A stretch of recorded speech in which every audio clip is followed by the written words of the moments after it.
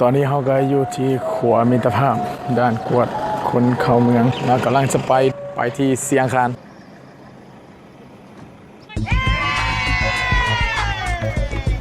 ตอนนี้ก็แวะซื้ออาหารที่7-11มีเด้อมีไว้คือมียำบ๊ายบาย นี่ลูกเด้ออันนี้เป็นลูกคุณนี้เด้อลูกคุณนี้เด้ออันนี้เลย ซื้อมีเด้อก ำลังจะเดินทางไปต่อผาตากเสื้อไปผาตากเสื้อเพราะว่า เสื้อบ่จบแล้ว เสื้อบ่แห้งโอเคไประวังแก้วแตกเด้อ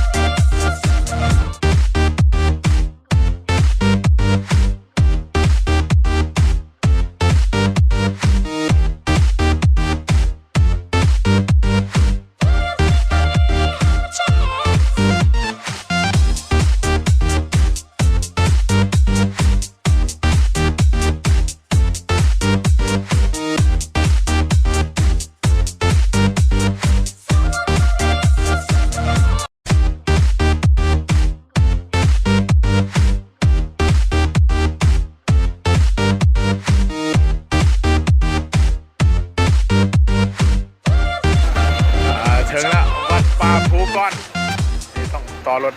2 แถวขึ้นไป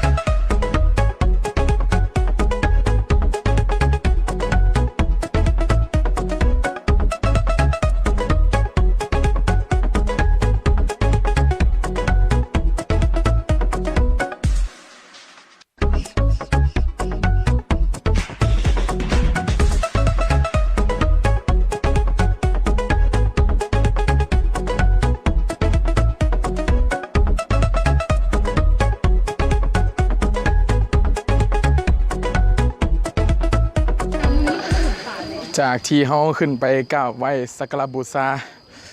ก็เป็นที่เรียบร้อยแล้วเขาก็กำลังจะเดินทางไปต่ออีกเพื่อไปที่แค่กุ๊กคู่แล้วก็ไปอำเภอเสียงคานตอนนี้เขาก็อาบน้ำอาบท่าเป็นที่เรียบร้อยแล้วกำลังจะเดินทางไปรับประทานอาหารแล้วยัง ต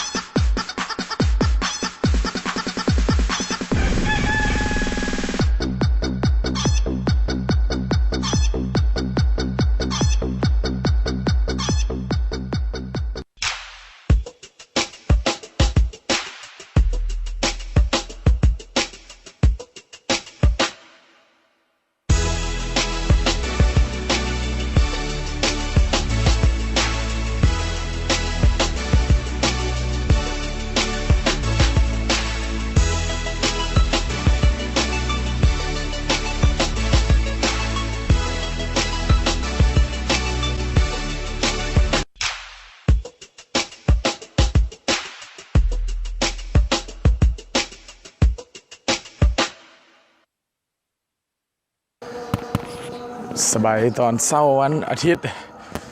ตอนนี้ออกจากห้องพักแล้วเด้อพร้อมสิไปใส่บาตร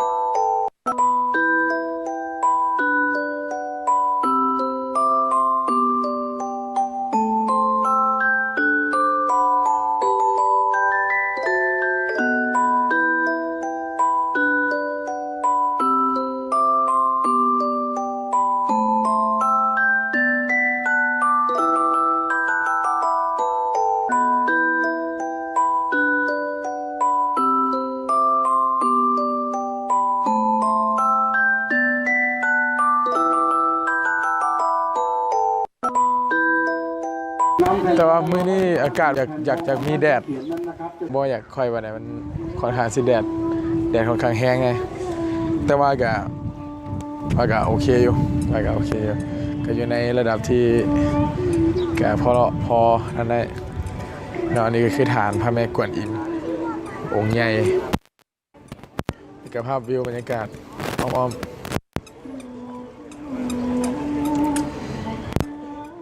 ก็ถือว่าสวยงามในระดับหนึ่งผมมี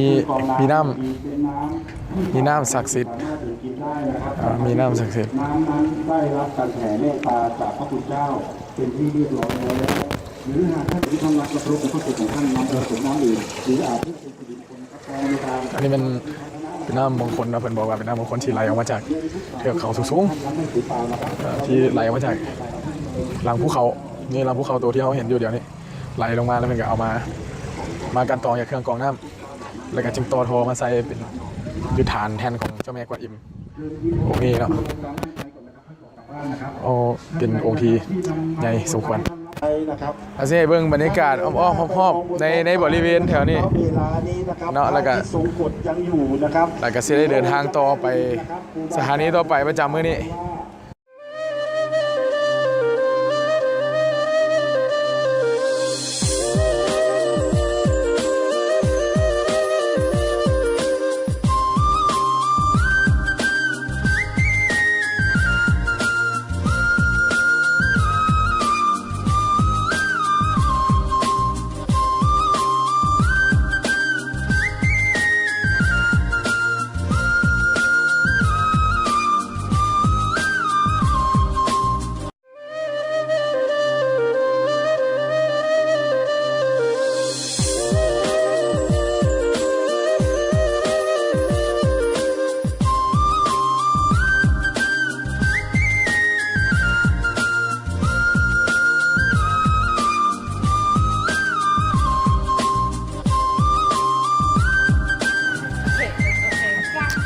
ขึ้นมาฮอด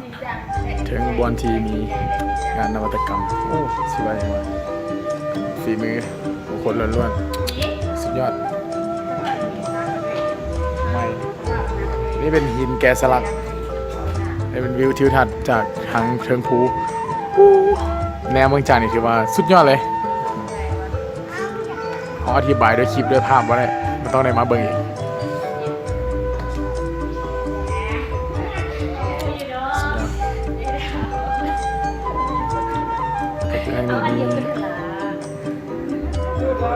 งานแกะสลักที่สุดยอดสวยสดและงดงามมูลค่านี่ประมาณหลายล้านบาทเลยเนี่ยสุดยอด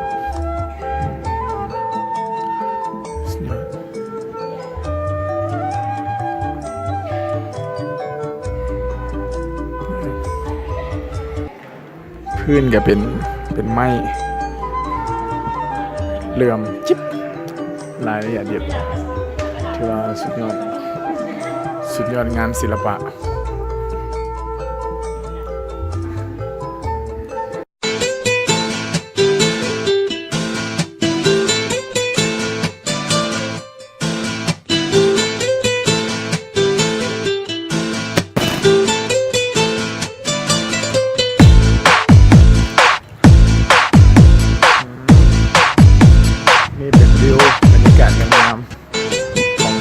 อร์ทคิตตี้เนาะ